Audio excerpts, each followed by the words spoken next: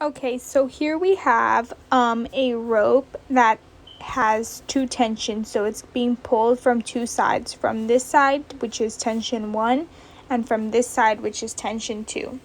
Now the first thing we have to do is say our positive direction. So in this case, I'm choosing that the positive direction be in this direction, the positive y direction. And we have a couple of known values, so we know that tension 2 is negative 20 newtons, and it's negative because it's in the opposite direction of the positive direction. And we know that tension 1 is 200 newtons, and it's positive because it's in the direction that we chose to be positive. And we know that mg is 100 newtons because the mass of the rope is 10 kilograms and the gravity is 10. And mg is working in this direction, in the negative direction.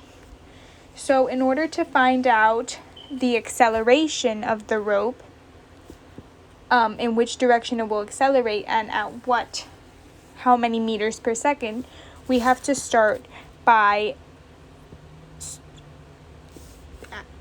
putting the tensions. So we have 200, which is T1, minus 100, which is the mg, minus 20, which is T2, and we have to set this equal to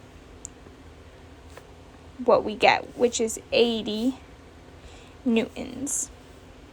So now with this, we can go ahead and say that 80 is equal to the mass by the acceleration, because 80 is the sum of all the forces. So now we can divide. Now we can substitute. We know what the m is. So we have 80 equals 10, which is the mass, times acceleration. And here we can simplify.